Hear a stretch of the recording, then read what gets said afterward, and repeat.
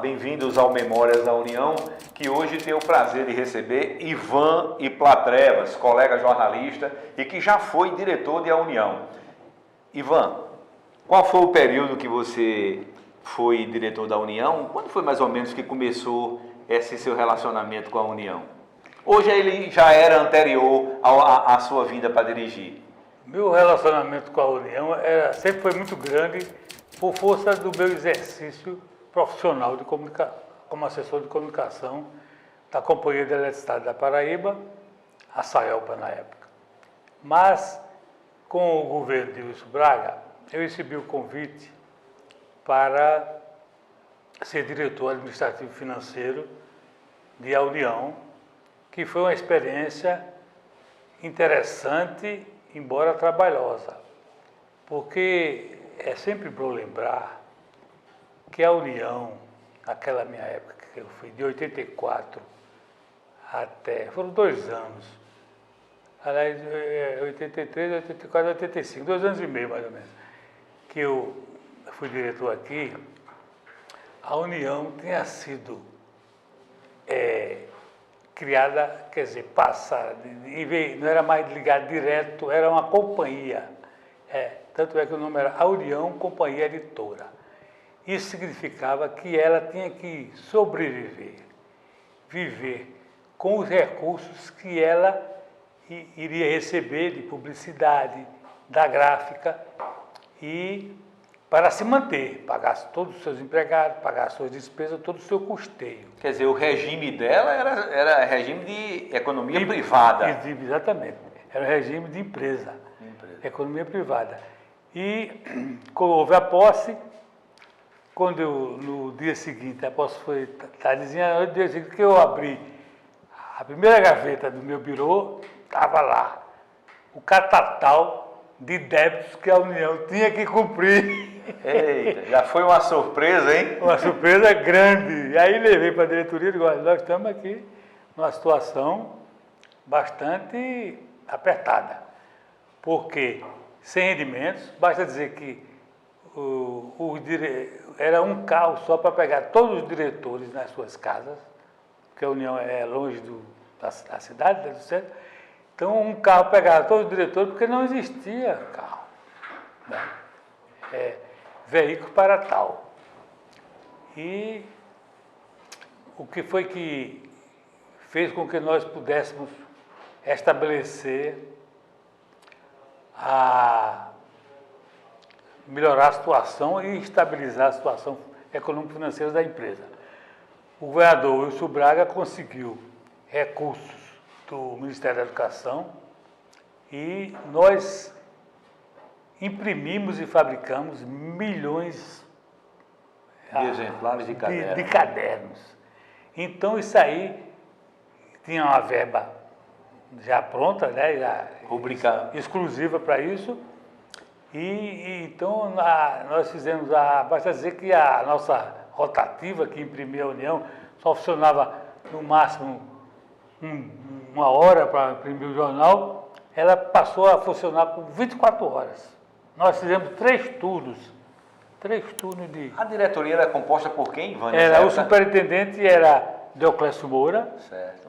Eu era o diretor administrativo financeiro, o diretor técnico, o nosso querido e saudoso amigo Milton Nóbrega, e o diretor comercial de Jaci Araújo, que ainda hoje trabalha aqui. Inclusive já sentou aí nessa cadeira numa conversa comigo, porque ele é o funcionário mais antigo em atividade. Ah, que maravilha. Exatamente, ele é especialista em fazer custos, que é um negócio que muita gente não sabe fazer e tem que ser especializado, né?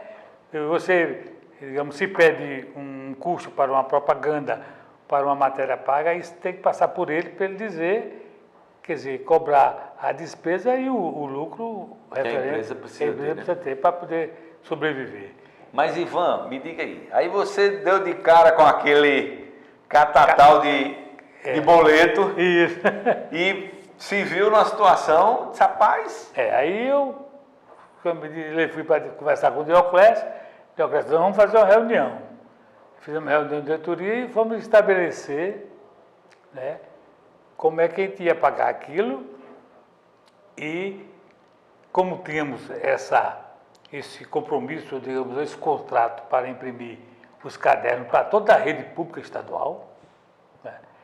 E aquilo ali nós íamos recebendo à medida que íamos entregando. Aí, a partir de vamos conversar com os nossos fornecedores. Aí eu saí, como era da minha área, os outros às vezes iam comigo, mas eu fiz contato com fornecedor de papel, fornecedor de tinta, de todos os insumos necessários para a impressão do jornal e para, que era aquelas bobinas, né, do jornal da rotativa, né, de papel, e para imprimir os cadernos. Que, aliás, é algo que todo mundo se refere, porque o papel era cotado em dólar. Era cotado em dólar, era importado do Canadá. Era uma dificuldade muito grande, porque, né, tinha que converter os recursos e tal. Exatamente. Naquela época, o papel de jornal era importado do Canadá, não só para a União, mas como para todos os jornais, porque é um papel muito, digamos, específico, exatamente, a palavra é essa, para o trabalho, né? Mas nós aí, para os cadernos, tivemos que comprar bobinas já com aquele papel de caderno branco, né? Certo. Que aí já era um papel que talvez até o próprio Brasil tivesse, né? Tinha. A Klabin, né? Comprando papel até da Compel aqui, que viu esse movimento aí, começaram a fabricar também. Mas o de jornal mesmo era tudo importado.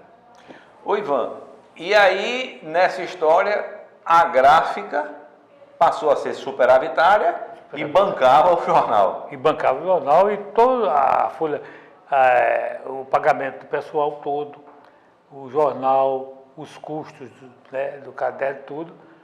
E, inclusive, eu consegui estabelecer com a minha assessoria, que eu trouxe um assessor para nós pensarmos e planejarmos, o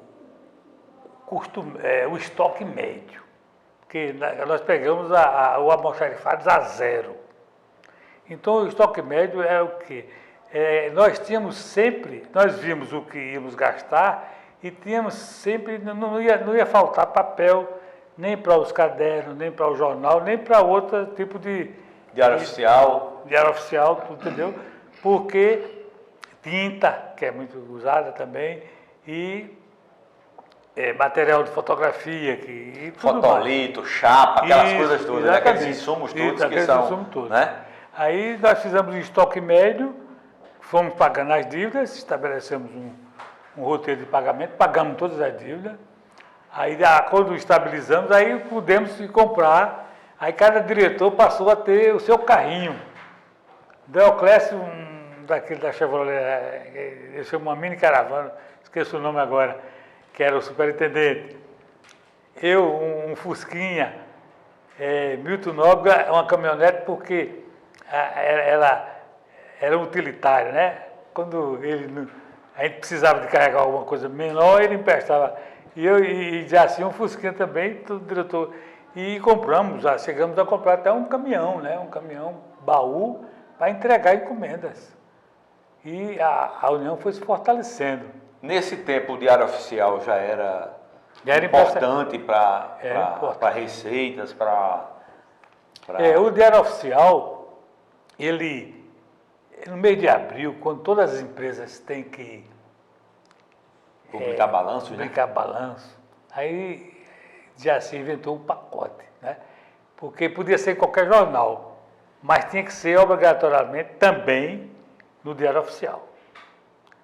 Então, a Jaci, muito assim, habilmente, ele oferecia às empresas, às sociedades anônimas, um pacote que fazendo também na União, publicando na União, haveria um desconto no Diário Oficial. Então, aquilo ali ajudou muito, o pessoal correu todo para cá, né? Houve um pequeno ciúme dos outros jornais, mas era um problema de concorrência, né? Que nós hoje eu acho que... Eram as empresas, né? Hoje, como só tem a União, né? Hoje está tranquilo, né? Está tranquilo. Porque... Mas, Ivan, e a sua relação com o jornalismo? Já que você é jornalista, né? Você já vinha de uma assessoria de imprensa, de uma empresa importante, como era o caso da Saelpa. que era a Companhia de Eletricidade da Paraíba, e você sempre teve uma relação com o jornalismo, né? E quando chegou na União, você... Ampliei, né? Ampliei, se sentiu em casa, digamos assim? Ah, claro, não tem dúvida. Eu me senti em casa porque eu, por força do meu trabalho, mas na minha época, eu fiz em 71, em novembro de 71, eu fui chamado pelo presidente da Saelpa, na época era o engenheiro Walter Santos, que estava precisando, a Saelpa tinha crescido muito, o General Massa tinha estruturado muito bem a Saelpa, mas ela não tinha uma assessoria de imprensa, de comunicação, porque embora fosse um mercado, digamos, monopolístico, mas é o que eu sempre defendia, tinha que dar satisfação ao seu público, que é quem paga a conta de luz é quem sustenta a empresa. Então eu fiz um projeto, estabelecendo a necessidade de se implantar uma assessoria de comunicação social, como foi na época chamada, e a diretoria, fiz o projeto, a diretoria da Saelpa aprovou, e então me contratou, mas mesmo assim, como eu era relativamente novo, né, muito nova na época, eles ainda me deram 90 dias, você vai ter 90 dias de experiência para ver se dá certo. Aí o presidente não podia ir para a solenidade, mandava sempre me representar. Eu já participava de todas as reuniões de toda a diretoria. Ouvia tudo, mas nem tudo podia dizer. Então, até hoje, que é importante a pessoa ser um profissional correto. Você estava na Saelpa quando ela foi privatizada, não? Não, eu já tinha me aposentado. Já tinha aposentado, né? Já tinha me aposentado. Uhum. Aí então, eu não peguei, mas aí já estava ela sendo preparada para ser privatizada. Ela baixou nos custos e tal, para enxugar a máquina, para poder ter um desempenho como uma empresa privada. E também, né, ter um valor que interessasse aos compradores, né? Aos empresários que queriam adquiri-la. E assim o foi. Então, modéstia à parte, eu acho que me dei bem, porque no primeiro mês, além de eu fazer as notícias todas, manter contato com os jornais, na época eu lia todos os dias, todos os jornais da Paraíba e o jornal de Pernambuco e do Sul, porque eu acho que um profissional de comunicação tem que ser bem informado, tem que saber tudo o que se passa. Especialmente no caso de um assessor de comunicação, exatamente. Né? Principalmente em relação ao... a empresa, né? A empresa dele, né? Então eu lia todo dia, eram 5 jornais na Paraíba. Era a União, o Norte, o Correio, o Diário da Borborema e o Jornal da Paraíba. Isso eu lia todos os dias e mandava a minha secretária ler também, e o que tinha notícias sobre energia elétrica, sobre companhia de eletricidade, inclusive era a Saelpa, lógico, recortar, tirar cópias, né? Mandar o original para o presidente e cópia para todo mundo e cópia para arquivar na nossa assessoria.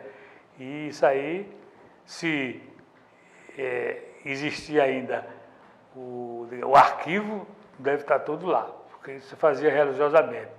Outra coisa, aí eu ia todos os dias no jornal para fazer amizade. Do contínuo ao diretor, ao presidente, eu me dava bem, primeiro pelo meu estilo pessoal de relacionamento, que sempre foi franco, aberto e amistoso, mas também para poder eu ter entrada franca, né? Basta dizer que eu consegui uma vez colocar uma matéria, o jornal naquele tempo não era como hoje, que é o horário industrial, 7 horas, está tudo encerrado praticamente, né? Naquela época, era por isso que diziam que o jornalista era um boêmio, era um madrugador. Entrava à noite. Terminava 3 horas da manhã, o cara ia ter que tomar um negocinho para poder ir dormir tranquilo, né? É verdade. Então, Aí eu consegui colocar, olha, uma matéria que ia sair do domingo, no sábado, na madrugada do domingo, apareceu a matéria urgente.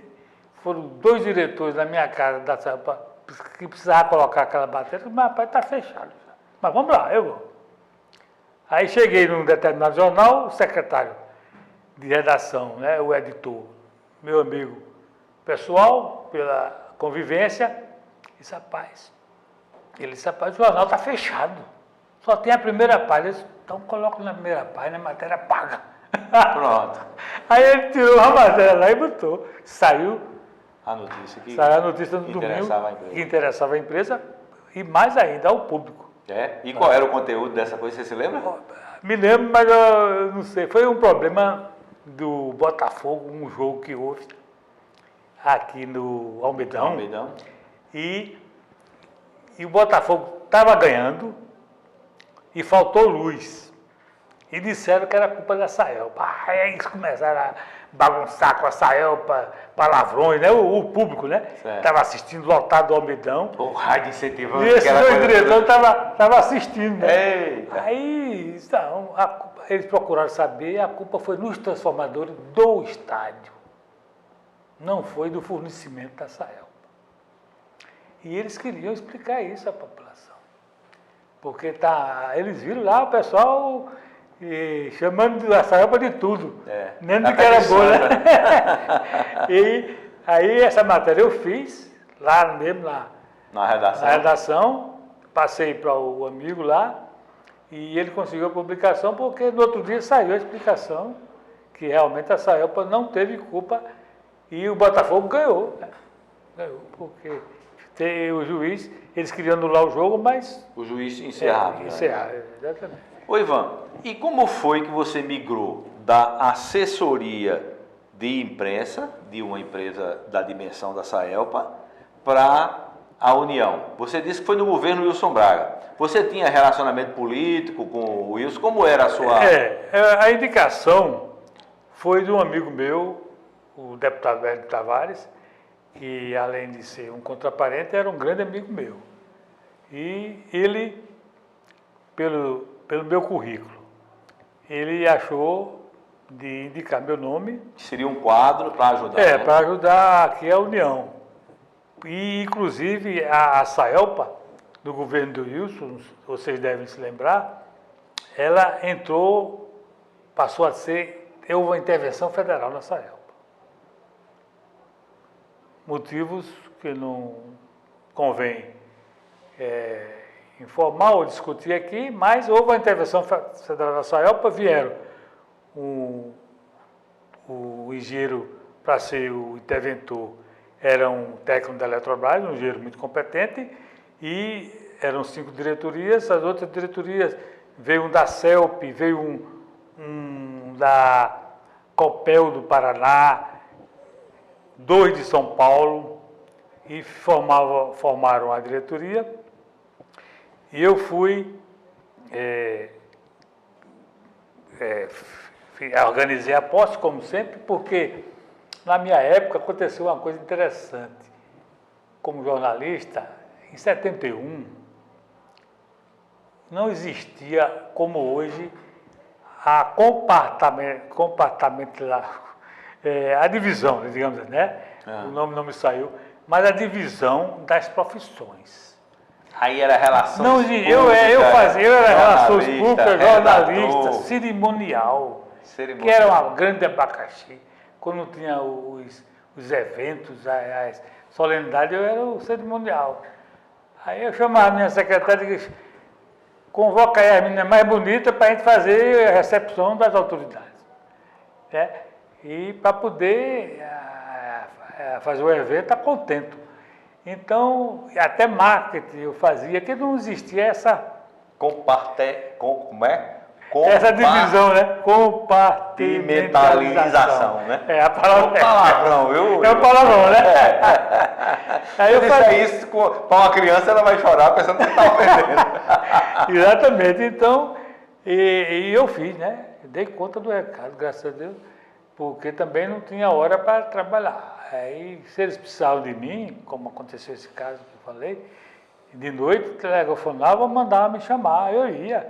Eu já andava, naquele tempo, era a máquina datilográfica, né? Era datilografia, não Exatamente. existia, nem sonhávamos com a internet, com o notebook, né, com o computador. Era a velha Hamilton. Exatamente, né? aí eu Olivetti, no meu caso, eu tinha as máquinas na minha assessoria, mas eu pedi e fui atendido. Eu andava com a Olivetti daquela. A letra, aquela pequenininha que Isso, tinha, né? e papel, e o pior, como eu tenho que mandar para vários jornais, eu, além do papel, carbono. Eu tinha que botar, a bichinha só aguentava 5 folhas, e o carbono, eu tirava a cópia porque eu tinha que levar para a União, o Norte, Correio e Diário da Borborema e o outro, entendeu? Aí, e fiz isso aí, eu fazia. Eu me lembro que uma vez, o engenheiro Carlos Pereira era diretor, e tínhamos com a Celpa tinha comprado centenas daquelas, ia mudar toda a iluminação dos postes, né, públicos, com aquelas modernas, na época modernas, lâmpadas assim, mais claras, né, e caiu, houve um problema, caiu um cabo, a subestação a gente recebia em 230 mil volts da Chesse e chegava na nossa subestação em 69 mil volts. Bastante alta, né? Caiu um cabo lá por um defeito, queimou, rapaz, incendiou lá essas luminárias que estavam estocadas na subestação de Tambaú.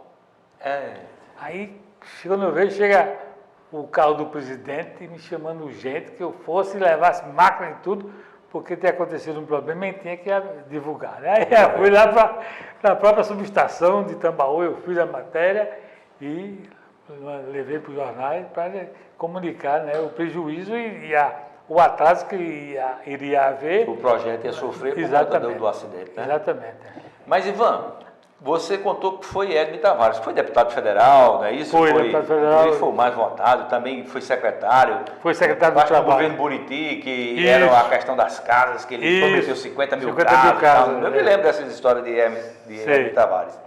E aí, você terminou lá na Saelpa e veio para a União. Na Saelpa, essa migração. Essa migração, é o seguinte, eu era funcionário de carreira da Saelpa, né? A Saelpa tinha um plano de cargos e salários muito atualizado e era a empresa estatal que melhor pagava no estado, né? E eu era, além de que eu sou bacharel em jornalismo e tinha a gratificação de assessor-chefe da presidência, né? Que eram várias assessorias. Assessoria de planejamento, assessoria de finanças, tudo isso. E então, aí quando houve a posse da intervenção, que eu preparei, fiz tudo, aí eu me dirigi, já estava com o governador, já tinha me convocado para vir para a União, eu disse ao interventor que infelizmente não poderia ficar nesse período dele, porque tinha recebido esse convite. O convite do governador e tinha que atender a convocação. Ele lastimou, mas me liberou. Então eu fiquei à disposição continuei como empregado da Saelpa, porque seletista é empregado mesmo, mas à disposição da União Companhia Editora. Você voltou para a Saelpa depois da União? Como foi? Voltei, porque também é interessante lembrar isso, porque tudo tem seu tempo, né? Tudo tem seu tempo, debaixo do sol. Debaixo do sol. E aí acabou-se a verba dos cadernos. Aqui mantinha... Eu, como tinha uma visão já de planejamento, né, avisei aos diretores, olha, nós temos agora que maneirar as despesas. Não está naquela época. Não tínhamos mais. O convênio, né? O convênio, nem tivemos que dispensar o pessoal tivemos que contratar a nível Extraordinário. extraordinário, né? E vi que aí a gente tinha que fazer um regramento na despesa para poder procurarmos outras atividades que nos custeassem a despesa de pessoal, de custeio de materiais e tudo mais. Um parênteses é o seguinte, é que o interventor me chamava sempre, porque eu deixei um colega muito competente, me substituindo na SAELPA. Fernando Melo? Fernando Melo. Mas aí o interventor, o Fernando Melo, um grande jornalista, escrevia tudo, muito, escritor inclusive, mas era muito fechado. Completamente oposto da sua comunicabilidade, né? Temperamento. Exatamente. Que Fernando é muito circunspecto. Tem que respeitar, circunspecto e tal. Aí o interventor me chamava lá, Ivan, eu preciso de você, e ficava me dando, né? exatamente. Aí como eu vi essa situação que a União se anunciando, né? poderia, se não houvesse o que eu estava querendo que se fizesse fechar as torneiras a mais, né? Sem prejudicar o andamento, mas controlar mais os gastos. Aí o interventor continuou insistindo. Eu, na minha visão, que eu sempre gosto de planejar as coisas, sempre planejei minhas coisas. Eu vi que com mais alguns meses iria ter problema. Aí, então eu disse, sabe uma coisa? Eu fui conversar com o interventor. Olha, eu estou pensando na sua convocação tão constante. Estou pensando em voltar. Aí diz, maravilha, pronto. Agora mesmo. Então eu tenho que fazer as coisas corretamente. Pedi demissão do cargo, né? Comuniquei ao governador e à diretoria, a Deoclésio, aos meus colegas diretores, Milton e Jaci, que iria voltar, problemas de interesse pessoal, né? E iria voltar e assim eu fiz. Aí voltei e realmente consegui, porque a intervenção mexeu muito. Teve um dos interventores, o administrativo, que ele disse, olha, Ivan, nós estamos botando a SAELPA de cabeça para baixo. Que queriam enxugar a SAELPA e fazê-la superavitária. Porque, por motivos vários, tinha gente demais e trabalhando pouco. Aí ele, por exemplo, todo diretor lá começou a dirigir seu carro. O presidente dirigiu o carro. Só o presidente tem motorista, mas os outros diretores dirigem seu carro para enxugar os motoristas, economizar gasolina e muita coisa assim. E eu sempre fui um cara muito franco e esse diretor é muito temido, né? Muito temido. Que geralmente é o que executa, né? Ele é administrativo. E é o seguinte, e como a turma tinha o costume de sair na hora do expediente, a turma da SAELPA, os empregados, para bater papo no corredor, ele deu uma ordem. Se encontrasse alguém conversando no corredor, seria... sumariamente demitido. Não chegava tanto, mas seria advertido e até mesmo punido com afastamento por algum tempo, alguma coisa, né? E aí o pessoal tinha medo dele. Eu, graças a Deus, nunca tive medo de ninguém. Aí um desenhista lá fez uma charge. Nós tínhamos um House Organ, que é um jornalzinho interno, né? Que Fernando Melo, eu disse que ele continuasse como editor, mas eu fazia lia, né? Antes de sair.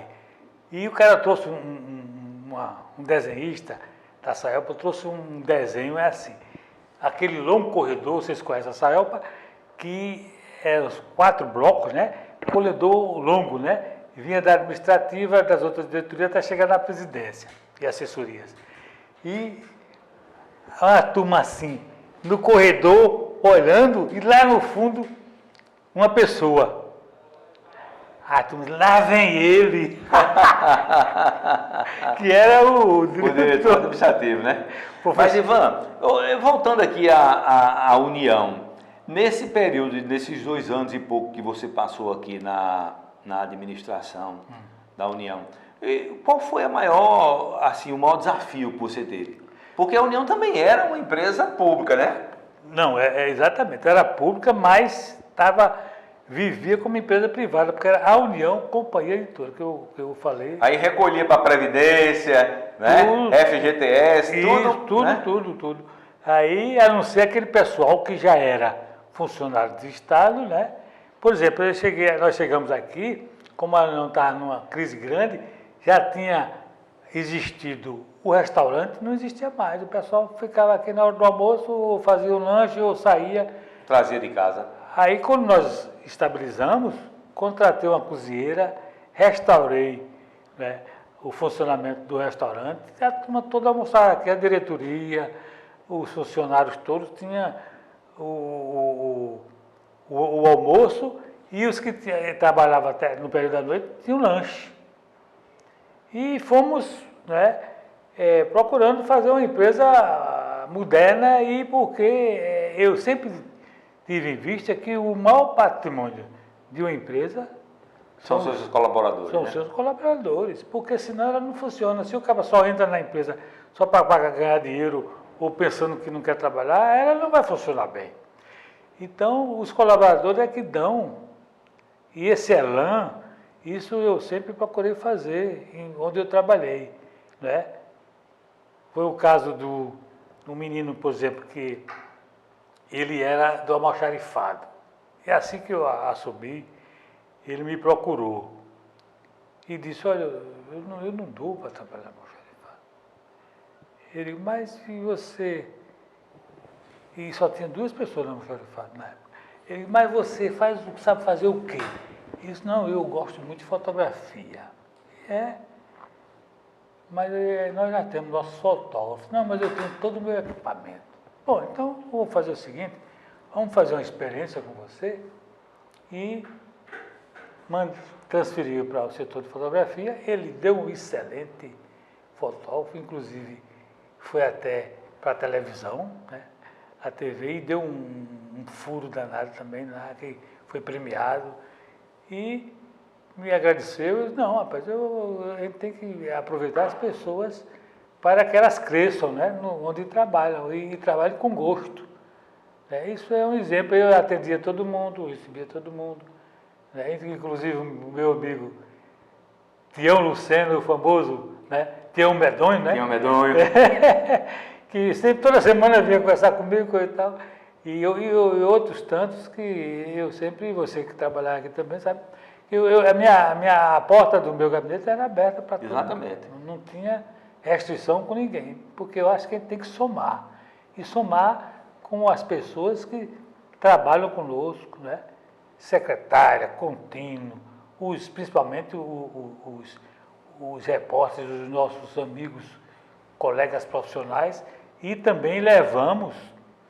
Tem outra coisa interessante que nós fizemos na diretoria, né, da época, porque o pessoal reclamava muito, os jornalistas, que tinham que vir dar expediente aqui. Aí nós conseguimos a biblioteca pública lá na fechada, General Osório, né? Na General Osório, na esquina, estava fechada. Nós conseguimos a liberação dela, fizemos a redação lá, vocês devem se lembrar. Eu trabalhei Renato Guedes, Lina Guimarães, todo esse pessoal, você, né? Você não está aqui também, né? Então, aí o pessoal ficou muito satisfeito, porque trabalhava na cidade e produziam até melhor e mandavam toda a matéria para cá e deixamos e funcionamos do mesmo jeito e melhor ainda, com maior satisfação do jornalista. Ô Ivan, repare bem, você era jornalista, estava assessorando a maior empresa do estado, né? Porque é a Companhia de Energia. Hoje mesmo você vê que a Energisa, que é a substituta da Saelco, é o maior contribuinte de ICMS do estado. Exatamente. Né? Então veja bem, e você lidava com a questão da energia elétrica, tal, essa coisa toda. De repente você vem responder administrativamente por uma empresa completamente diferente, que utiliza insumos diferentes, que utiliza um tipo de profissional diferente, que o jornalista, embora você fosse jornalista, mas na Energisa ou na Saelpa, você não trabalhava com o jornalista, né, como colaborador. Exatamente. Era você, sua equipe lá na assessoria. E aí, como foi o desafio de você chegar? É claro que você tinha uma formação acadêmica e tinha uma experiência administrativa lá no seu departamento na Saelpa, mas como foi que você começou a enfrentar e de repente se deu conta com boleto para pagar, com faturas, com algumas instituições do próprio Estado devendo à União? Isso, muitas.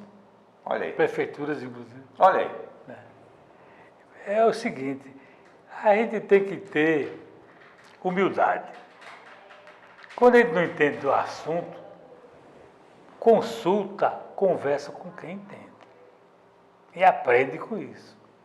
Aí, vendo que a coisa é certa, põe em prática. Isso que eu fiz, sempre faço. Eu chego no lugar, se eu não sou o especialista maior do assunto, procuro um assessor para me ajudar numa coisa, consulto pessoas que já trabalharam nisso, entendem melhor do que eu. E felizmente encontrei muita gente boa, interessada e que nos assessorou para a gente dar conta do recado. E demos conta do recado, pelo menos na fase em que eu estive aqui, plenamente. Você tinha um bom relacionamento com a redação? Ah, maravilhoso, espetacular. Inclusive, eu ia sempre lá, na inauguração da biblioteca transformada Na redação? fizemos uma festa, não sei se vocês estavam lá, o uísque correu à vontade, a turma bebeu até de madrugada e foi uma coisa muito gostosa e vibrante, né? Porque estávamos aprimorando a nossa redação para a melhoria da empresa e do jornal.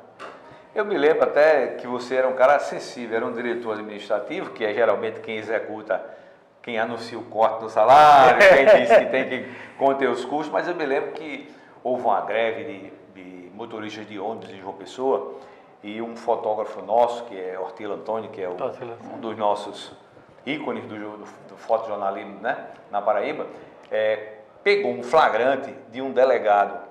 Porque a polícia tinha que ir para a rua porque estava havendo baderna, estava havendo... Eu não digo baderna, mas... E numa época excepcional que nós vivíamos, né? Pois é. E aí o Ortilo flagrou o momento em que o delegado ia sacar uma arma no meio da multidão lá para, sei lá, ameaçar, para tentar conter. E essa foto foi a primeira página da União. E você teve a sensibilidade de gratificar o fotógrafo por reconhecer que aquele momento tinha sido um momento histórico, né? Entendo. Eu me lembro dessa história. Porque é o seguinte, eu sempre aprendi e cumpri que o jornalismo tem que dizer a verdade. Você não pode ter meias verdades, porque você tem que ouvir uma parte e dar a outra a condição de contestar, explicar. Mas o fato você é outra versão, né? O fato você tem que mostrar. Então, fidelidade canina aos fatos, diz Nino Carta, né? Aquele pronto, né? Exatamente. Então foi por aí. Uhum. Ô Ivan, e hoje aí do alto da sua experiência, de já estar aposentado, escrevendo, lendo, como é que você vê esse momento do jornalismo que pulou de plataforma, digamos assim? Porque no nosso tempo, né, no seu tempo aqui da União, era um jornalismo impresso, muita força. Depois veio a televisão. Isso. E agora tem a internet, que é instantânea. Como é que você convive bem com essas novas plataformas? Como é que você analisa? Olha, infelizmente não. Eu me acomodei, acho que é um erro, mas ainda está em tempo. Pois é. Quem tem esperança, né? Pois é. Mas Nós vivemos um novo tempo. O tempo da internet e hoje das redes sociais, do Twitter, Facebook, YouTube, Instagram e por aí vai, você pode se comunicar. Isso está mudando o mundo. É muito bom, mas é muito perigoso. Todo mundo é um jornalista em potencial, né? Exatamente. E muita gente usa isso aí pela vaidade, para aparecer, para dizer mentiras que ele transforma em verdade. Se a pessoa for uma chamada fake news, que eu sou como Ariano Suassuna, eu sou contra esse negócio. Fake news é mentira, meu filho. Isso é uma mentira, não é fake news. Né? Mas a mania é americanalhar tudo, né? Mas vamos usar a expressão fake news. Então, a pessoa tem que ter o quê? Bom senso. Quem não tem vai continuar sendo iludido. Você tem que ter uma mentalidade, aí depende da sua formação, por isso que eu digo, a formação, a educação é fundamental no país. Hoje mesmo, nós sofremos o quê? Aqui na Paraíba, por exemplo, quantas indústrias querem se instalar e não tem técnicos para trabalhar nela? Não tem mão de obra especializada. Mão de obra especializada. Tem gente, quantas pessoas só sabem escrever o nome?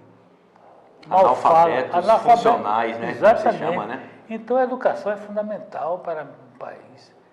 Quantas pessoas jovens que chegam a um patamar, bom patamar, e as empresas americanas e europeias, pagando melhor, levam-os. Né? Aí isso não pode acontecer num país como o nosso, que tem tanta coisa para se fazer ainda e o potencial que nós temos. Né? E que papel você acha que ainda está reservado ao jornal impresso? Nesse mundo de alta tecnologia, de rapidez na circulação e distribuição da informação, apuração? Olha, eu assim, a meu ver, eu acho que o jornal impresso ainda é fundamental. Ainda tem uma contribuição muito grande. Muito grande, principalmente como fornecedor de matéria para as rádios. Claro, para os seus leitores também, né? Mas ele pauta porque na televisão você vê a notícia resumida. E é efêmera, né? E é efêmera. E lá não, fica impresso, você pode desenvolver a matéria, não é? Com mais espaço, e dar mais informações. E eu acho que o jornal impresso ainda vai demorar um bocadinho ainda.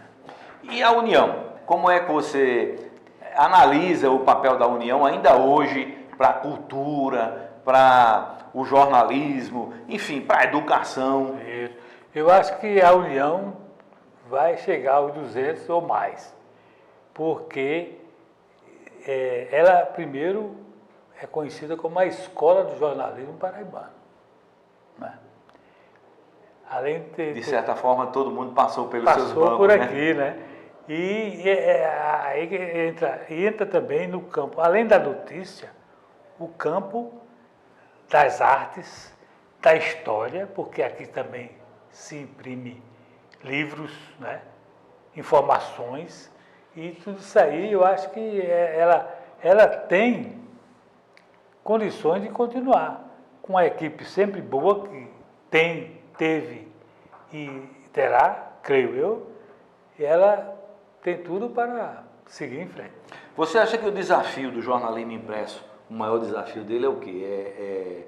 É uma apuração do fato bem profunda, é uma interpretação desses fatos, é uma leitura mais, digamos assim, opinativa? O que você acha que vai ser o... Eu acho que é o seguinte, eu acho que a opinião deve ser dos articulistas. Mas o jornal, como jornal, ele deve informar o fato verdadeiro, o que aconteceu, o que ocorreu, na visão do jornalista que presenciou, documentou. Isso não quer dizer que ele não aceite demandas ou indagações das partes que pode dizer que não foi bem assim, mas publica também. O contraditório, né? O contraditório, o famoso contraditório. A versão, né? A versão, exatamente. Mas diz, a versão de fulano é essa, de ciclano é aquela, mas o fato do nosso repórter foi esse. O que aconteceu? O que aconteceu. Foi isso aqui, né? Não é? Ivan, muito obrigado pela sua presença aqui conosco no Memórias da União. Foi um prazer, uma honra. Fazia muito tempo que eu não lhe vi, fiquei muito contente de reencontrá-lo. E espero que a gente volte a se encontrar e a bater papo para ouvir essas histórias maravilhosas que você tem que contar. Com certeza. Eu me sinto bastante gratificado por vocês terem se lembrado de mim, porque eu sou apenas um de tantos e tantos diretores que passaram por aqui, mas eu realmente tenho uma devoção com a União, amo a União, porque é um jornal que relata a história da nossa, desde que foi fundada, a história da nossa Paraíba. Já visto a Revolução de 30, que a União mandou o Luna Freire, né, para o campo de batalha lá em Princesa, e ele escreveu um livro sobre a revolta de Princesa, é história pura. Ivan, sem querer lhe interromper, mas só para situar o leitor em alguma coisa. Repare, o Brasil tem 522 anos, a União tem 130. Quer dizer, um quarto da história do país passou por aqui. Exatamente. E outra coisa, eu lhe lembro que até a vinda da família real não se podia imprimir nada. Não havia imprensa, exatamente. Quando eu elogio... Tanto que o Correio Brasiliense foi... a primeira impressão foi em Londres. Né? Exatamente. É aí que eu me lembro de... É que eu sempre admirei Napoleão Bonaparte e dou mais esse voto a ele, porque, como Dom João VI, muitos falam que ele era um cara bronco, mas ele não era não, ele era inteligente, ele já tinha tudo preparado. Quando as tropas francesas chegaram a Lisboa, ele já estava lá embarcado, trouxe toda a corte, trouxe a imprensa, trouxe toda a corte, a Biblioteca Nacional foi fundada por ele. Que eu, quando estudava no Rio, eu ia estudar toda a tarde na Biblioteca Nacional. Uma maravilha, tinha tudo. Tinha tudo. Eu não precisava nem comprar livro. Então, aí, quer dizer, nós temos o quê? De 1808 para cá e começamos a imprimir as coisas aqui. Ivan, eu fiquei satisfeito com essa sua participação aqui, estou muito agradecido, muito até emocionado mesmo, né? Porque você foi diretor numa época que eu estava começando do jornalismo, nos anos 80.